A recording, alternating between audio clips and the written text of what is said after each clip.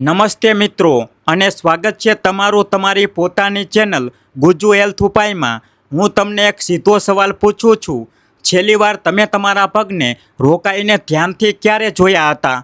ચહેરો તો આપણે દિવસમાં 10 વાર અરીસામાં જોઈએ છીએ, પરંતુ પગને તો આપણે ત્યારે જ જોઈએ છીએ જ્યારે તેમાં દુખાવો થતો હોય અથવા કોઈ ઈજા પહોંચી હોય। અને અહીં જ આપણે સૌથી મોટી ભૂલ કરી બેસીએ છીએ, કારણ કે સાચું એ છે કે આપણું શરીર ખૂબ જ સમજદાર છે। કોઈ પણ બીમારી એક દિવસમાં અચાનક નથી આવતી। શરીર આપણને મહિનાઓ પહેલાંથી જ ઈશારા આપવાનું શરૂ કરી દે છે। બસ ફરક એટલો જ છે કે આ ઈશારા બૂમો પાડીને નહીં, પરંતુ ખૂબ જ ધીમેથી કાનમાં અવગણીને આવે છે, અને આપણે તેને ઉંમરની અસર છે, થાક છે, હવામાનની અસર છે એમ કહીને અવગણતા રહીએ છીએ। મોટાભાગના લોકો વિચારે છે કે ડાયાબિટીસ એટલે કે સુગરની જાણ માત્ર બ્લડ ટેસ્ટથી જ થાય છે, પરંતુ તમને જાણીને નવાઈ લાગશે કે હાઈ બ્લડ સુગરના ઘણા પ્રારંભિક સંકેતો સૌથી પહેલાં આપણા પગમાં જોવા મળે છે। બ્લડ ટેસ્ટ પહેલાં પણ આવું કેમ? કારણ કે આપણા પગ આપણા હૃદયથી શરીરમાં સૌથી દૂર હોય છે। જ્યારે શરીરમાં સુગર વધે છે ત્યારે તેની પહેલી અને સૌથી ખરાબ અસર આપણી નસો અને રક્તવાહિનીઓ પર પડે છે, અને લોહીને હૃદયથી પગ સુધી સૌથી લાંબી સફર કાપવાની હોય છે। તેથી જ્યારે પણ કોઈ ગરબડ શરૂ થાય છે ત્યારે તેની પહેલી અસર મોટા ભાગે પગમાં જ દેખાય છે। તો આજે હું તમને એક ખૂબ જ નાની આદત શીખવવા જઈ રહ્યો છું, માત્ર 30 સેકન્ડની આદત। રોજ બસ 30 સેકન્ડ માટે પગને ધ્યાનથી જુઓ, અને ઘણીવાર 30 સેકન્ડમાં તમે એવા સંકેતો પકડી શકો છો જે આગળ જતાં મોટી મુસીબત બની શકતા હતા। આજે હું તમને પગના 9 એવા સંકેતો જણાવીશ જે ઇશારો કરે છે કે કદાચ તમારા શરીરમાં સુગર વધી રહી છે, અને દરેક સંકેત સાથે હું તમને રોજિંદી એક સરળ આદત પણ જણાવીશ જેને તમે આજથી જ અપનાવી શકો છો। તો વિડીયોને અંત સુધી જરૂર જોજો, કારણ કે છેલ્લો સંકેત સૌથી વધુ અવગણવામાં આવતો સંકેત છે, અને કદાચ સૌથી મહત્ત્વપૂર્ણ પણ છે। ચાલો મોડું કર્યા વિના શરૂ કરીએ। પહેલો સંકેત, પગમાં જણજણાટી કે બહેરાશ આવી। શું ક્યારેય તમને પગમાં એવું લાગે છે કે જાણે કીડીઓ ફરતી હોય, અથવા અચાનક પગનો કોઈ ભાગ શૂન્ય પડી જાય, જાણે સૂઈ ગયો હોય? હવે મોટાભાગના લોકો એમ વિચારીને તેને ટાળી દે છે કે એક જ સ્થિતિમાં લાંબા સમય સુધી બેસી રહ્યો હતો એટલે પગ દબાઈ ગયો હશે। અને હા, ક્યારેક આ વાત સાચી પણ હોય છે। પગ પર પગ ચડાવીને બેસવાથી કે લાંબા સમય સુધી પલાઠી વાળીને બેસવાથી આવું થવું સામાન્ય છે, પરંતુ જો આ વારંવાર થઈ રહ્યું છે, જો કોઈ પણ કારણ વિના કે પગ દબાયા વિના તમને જણજણાટી અનુભવાય છે, તો આ નસોના ડેમેજ થવાની શરૂઆતનો સીધો ઈશારો હોઈ શકે છે। મેડિકલ ભાષામાં આને પેરીફેરલ ન્યુરોપેથી કહે છે। સમજો કે આ કેવી રીતે થાય છે। આપણી દરેક નસ પર એક હળવું સુરક્ષા કવચ હોય છે, બરાબર એવી જ રીતે જેમ ઇલેક્ટ્રિક વાયર પર પ્લાસ્ટિકનું કવર હોય છે। જ્યારે લોહીમાં જરૂર કરતાં વધારે સુગર ભળવા લાગે છે, ત્યારે આ વધારાની સુગર ધીમે ધીમે તે કવરને કાપવા લાગે છે, અને જેમ જેમ કપાયેલા વાયરમાં કરંટ ગરબડ કરવા લાગે છે, તેવી જ રીતે ડેમેજ થયેલી નસ સાચો સિગ્નલ નથી મોકલી શકતી, અને આપણને જણજણાટી કે બહેરાશ અનુભવાય છે।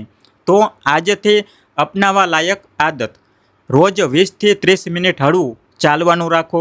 ચાલવાથી પગ સુધી લોહીનો પ્રવાહ ઝડપે છે, અને નસોને જરૂરી ઓક્સિજન મળતો રહે છે। અને હા, આજથી જ ગળિયાની માત્ર થોડી ઓછી કરી દો।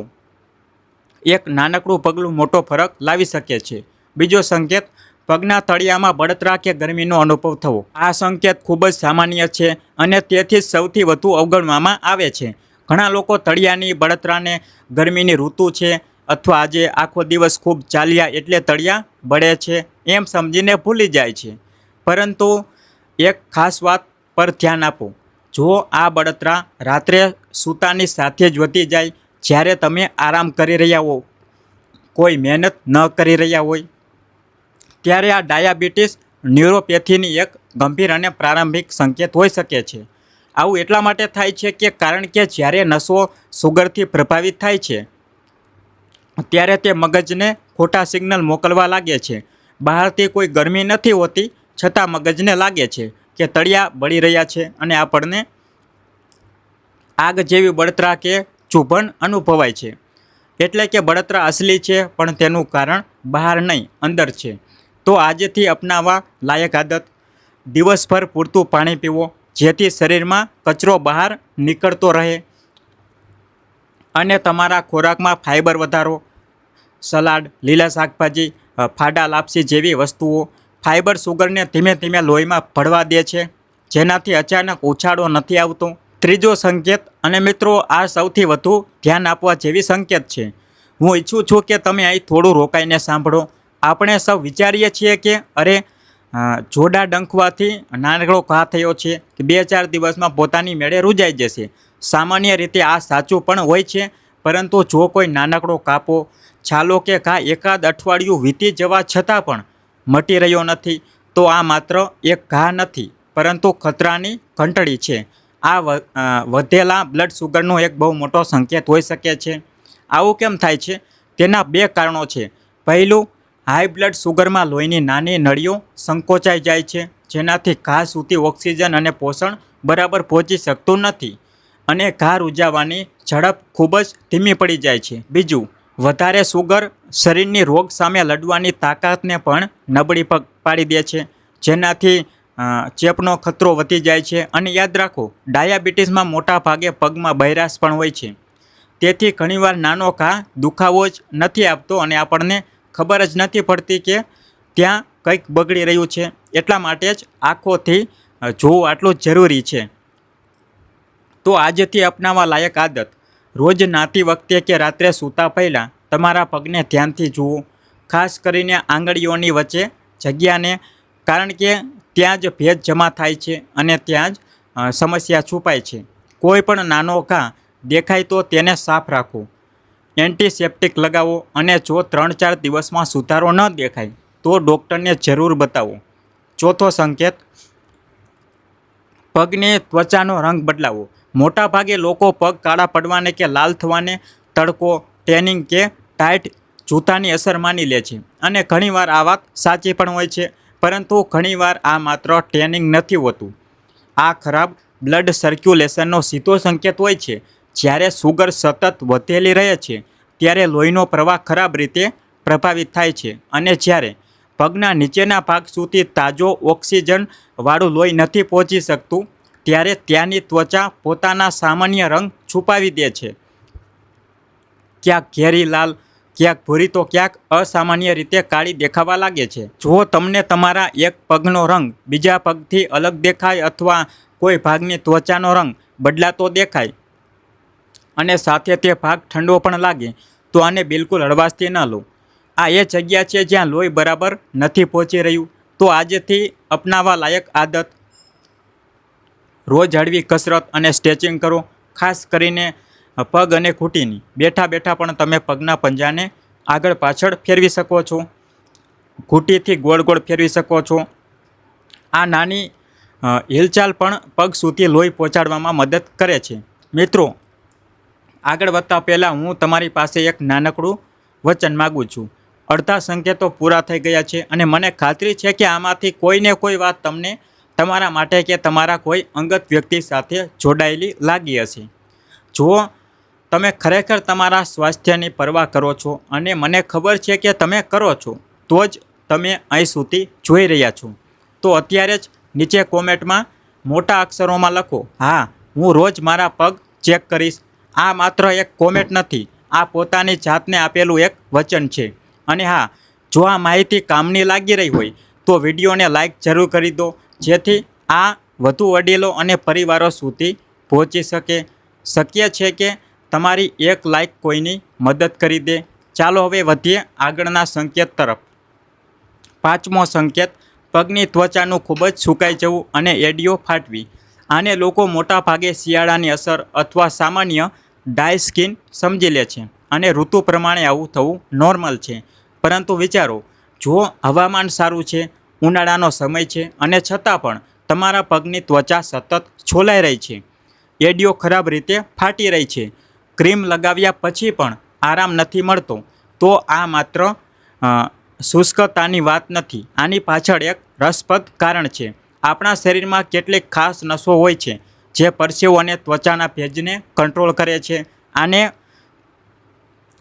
ઓટોનોમિક નસો કહેવાય છે. ડાયાબિટીસ આ જ નસોને નુકસાન પહોંચાડે છે. જ્યારે આ નસો બરાબર કામ નથી કરતી ત્યારે પગની ત્વચા પોતાનો કુદરતી ભેજ ગુમાવી દે છે અને તે સૂકી થઈને ફાટવા લાગે છે.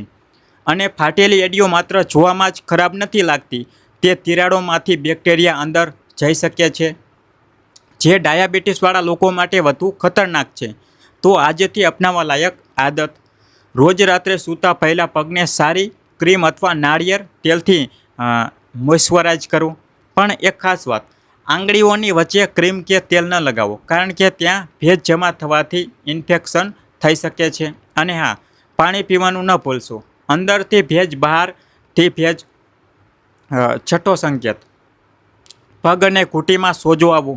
ઘણા લોકો વિચારે છે કે આખો દિવસ ઊભો રહ્યો કે ખુરશી પર પગ લટકાવીને બેઠો એટલે પગ સૂજી ગયા છે, અને એકાદ દિવસ આવું થાય તો તે નોર્મલ વાત છે, ગભરાવાની વાત નથી.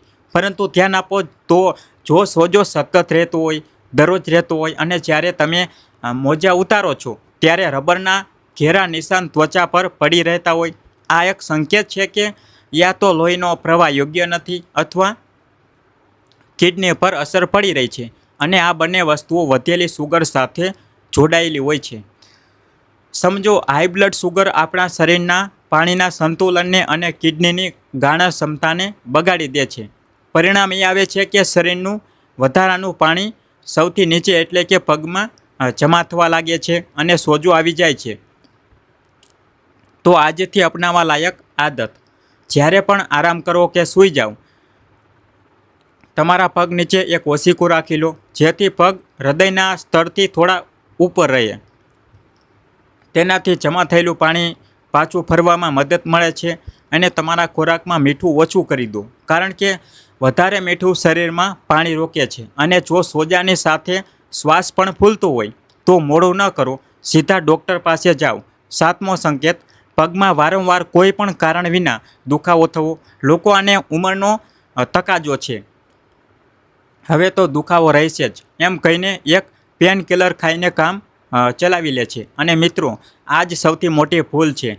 પેન કિલર દુખાવાને છુપાવી દે છે, તેના મૂળને હટાવતી નથી. જો કોઈ પણ ઈજા વિના કે વધારે ચાલ્યા ફર્યા વિના તમારા પગમાં સતત દુખાવો રહેતો હોય, અને તે દુખાવો એવો હોય કે જાણે કોઈએ સોય ભૂકી દીધી હોય અથવા હળવો વીજળીનો ઝટકો લાગ્યો હોય, તો આ નસોમાં સોજો અને ડેમેજનો સંકેત હોઈ શકે છે. લાંબા સમય સુધી સુગર ઊંચી રહેવાથી નસોમાં સોજો આવી જાય છે, અને સોજેલી નસ દરેક નાની વાત પર તીવ્ર ચૂપતો દુખાવો મોકલે છે. આ સામાન્ય સ્નાયુઓના દુખાવાથી અલગ હોય છે. આ દુખાવો મોટા ભાગે તળિયા અને આંગળીઓમાં અને મોટા ભાગે રાત્રે અનુભવાય છે. તો આજથી અપનાવવા લાયક આદત કઈ છે? રોજ સવારે હળવું સ્ટ્રેચિંગ કરો અને રાત્રે સૂતા પહેલાં પગની હળવા હાથે માલિશ કરો. માલિશથી નસોને આરામ મળે છે અને લોહીનો પ્રવાહ સારો થાય છે. પણ ધ્યાન રહે, માલિશ હળવી હોય, અને જો ક્યાંય ઘા કે સોજો હોય તો ત્યાં માલિશ ન કરો. આઠમો સંકેત: પગની પીંડીઓમાં વારંવાર ખેંચાણ આવવું એટલે કે નસ ચઢી જવી. તમે પણ ક્યાંક ને ક્યાંક આ અનુભવ્યું હશે.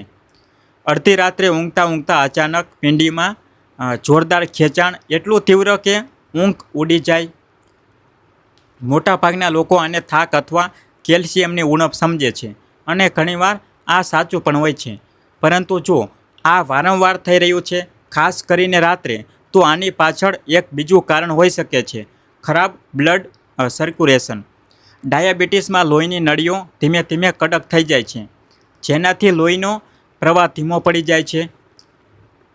જ્યારે પીંડીના સ્નાયુઓને પૂરતો ઓક્સિજન નથી મળતો, તો તે અચાનક સંકોચાઈ જાય છે અને આપણને તીવ્ર ખેંચાણ અનુભવાય છે. તો આજથી અપનાવવા લાયક આદત: તમારા આહારમાં મેગ્નેશિયમ અને પોટેશિયમવાળી વસ્તુઓ સામેલ કરો, જેમ કે કેળા, લીલા પાંદડાવાળા શાકભાજી અને થોડા પલાળેલા સૂકા મેવા. આ સ્નાયુઓને આરામ આપવામાં મદદ કરે છે. અને સૂતા પહેલાં પીંડીને હળવું સ્ટ્રેચ કરો. દિવાલ તરફ મોં રાખીને પંજા ઉપર ખેંચો. આનાથી રાતનું ખેંચાણ ઘણું ઓછું થઈ શકે છે. અને હવે છેલ્લો સંકેત, અને મેં શરૂઆતમાં કહ્યું હતું તેમ આ સૌથી વધુ અવગણવામાં આવતો સંકેત છે. આ સંકેત છે પગનું હંમેશા બરફ જેવું ઠંડુ રહેવું. શિયાળામાં પગ ઠંડા થવા તો સામાન્ય વાત છે. ઠંડી ફર્શ પર પગ રાખશો તો ઠંડા થશે જ. પર વિચારો, જો ઉનાળામાં પણ અથવા રજાઈની અંદર સૂતા હોવા છતાં તમારા પગ હંમેશા ઠંડા રહેતા હોય, તો આ નબળા બ્લડ સર્ક્યુલેશનનો ખૂબ જ મજબૂત સંકેત છે. આવું એટલા માટે કારણ કે ડાયાબિટીસમાં લોહીની નળીઓ સંકોચાય કે બ્લોક થઈ જાય છે. જ્યારે ગરમ લોહી પગના સૌથી અંતિમ છેડા સુધી, આંગળીઓ સુધી પૂરી માત્રામાં નહોતું પહોંચી શકતું, તો પગ ઠંડા પડી જાય છે. પગ ખરેખર તમારા શરીરના થર્મોમીટર જેવા છે. તે જણાવી દે છે કે લોહીનો પ્રવાહ ક્યાં નબળો પડી રહ્યો છે. અને આ જ એ જગ્યા છે જ્યાં લોકો ગરમ પાણીનો બોટલ કે હીટર પાસે પગ શેકવાની ભૂલ કરે છે. ધ્યાન રહે, જો પગ સૂન પણ છે તો તમને ગરમીનો અહેસાસ નહીં થાય અને દાઝી જવાનો ખતરો રહેશે. તેથી સીધી ગરમી આપવાનું ટાળો. તો આજથી અપનાવવા લાયક આદત કઈ છે? રોજ ઓછામાં ઓછી 30 મિનિટ ઝડપી ચાલવાની આદત પાડો. ગરમ ઊની મોજા પહેરો, સીધું હીટર નહીં. અને બેસતી વખતે પગને ફેરવતા રહો જેથી લોહી અટકે નહીં. હવે એક વાત છે, હું ઈચ્છું છે કે તમે ક્યારેય ન ભૂલો. ઘણા લોકો એમ વિચારીને ડરી જાય છે કે મારા પગમાં આ એક લક્ષણ છે, મતલબ મને ચોક્કસ સુગર છે. અને બીજી તરફ ઘણા લોકો દરેક લક્ષણને અવગણતા રહે છે. બંને ખોટું છે. સાચું એ છે કે આમાંથી કોઈ એક લક્ષણ એકલું ડાયાબિટીસનો પાકો પુરાવો નથી. ઠંડા પગ શરદીથી પણ હોઈ શકે છે, ખેંચાણ, કેલ્શિયમની ઉણપથી પણ જો આમાંથી 2-3 કે વધારે સંકેતો એકસાથે વારંવાર દેખાઈ રહ્યા હોય, તો આ શરીરનો સાફ ઇશારો છે કે હવે બેસી રહેવાનો નહીં, તપાસ કરવાનો સમય છે. ગભરાવાનું નથી, પણ અવગણવાનું પણ નથી. બસ સજાગ રહેવાનું છે, એ જ સમજદારી છે. તો મિત્રો, યાદ રાખો, આપણું શરીર એક ઉત્તમ મશીન છે જે કોઈ પણ ગરબડ પર એલાર્મ જરૂર વગાડે છે. બસ જરૂર છે તો તે એલાર્મને સાંભળવાની અને સૌથી અગત્યનું, તેને નજરઅંદાજ ન કરવાની. જો તમારા કે તમારા પરિવારમાં કોઈના પગમાં આમાંથી કોઈ પણ સંકેત, સૂનપણું, બળતરા, સોજો કે ઘાનું મોઢા રૂજાવું વારંવાર દેખાઈ રહ્યો હોય, તો પ્લીઝ તેને ટાળશો નહીં. એવું ન વિચારો કે મને કંઈ નહીં થાય. બસ એક સિમ્પલ બ્લડ સુગર ટેસ્ટ કરાવો અને તમારા ડૉક્ટરની સલાહ લો. સમય રહેતાં ઉઠાવેલું એક નાનકડું પગલું આગળની મોટી મુસીબતથી બચાવી શકે છે. અને સૌથી મોટી વાત, માત્ર સંકેતો ઓળખવા પૂરતું નથી. સાચો ખોરાક, સારો ખોરાક, રોજ થોડું ચાલો, સારી ઊંઘ લો અને તણાવથી બને એટલા દૂર રહો. આ જ અસલી દવા છે જે કોઈ મેડિકલ સ્ટોર પર નથી મળતી. એક જરૂરી વાત, આ વિડીયો માત્ર માહિતી અને જાગૃતિ માટે છે. કોઈ પણ ડૉક્ટરી સલાહની જગ્યા લઈ શકે નહીં. તમારા સ્વાસ્થ્ય સાથે જોડાયેલા કોઈ પણ નિર્ણય પહેલાં તમારા ડૉક્ટર સાથે જરૂર વાત કરો. જો આ વિડીયો તમારા કામ આવ્યો હોય અને કંઈક નવું શીખવા મળ્યું હોય, તો તેને લાઈક કરો, તમારા પરિવાર અને મિત્રો સાથે શેર કરો, કારણ કે બની શકે કે આ માહિતી કોઈના ખૂબ કામ આવી જાય. અને જો તમે નવા છો તો અમારી ચેનલ ગુજુ હેલ્થ ઉપાયને સબસ્ક્રાઈબ કરીને બેલ આઇકન જરૂર દબાવો, જેથી સ્વાસ્થ્ય સાથે જોડાયેલી આવી દરેક માહિતી સૌથી પહેલાં તમારા સુધી પહોંચે. તમારું અને તમારા પ્રિયજનોનું ધ્યાન રાખો. મળીએ આવતા વિડીયોમાં. ત્યાં સુધી સ્વસ્થ રહો, ખુશ રહો. નમસ્તે.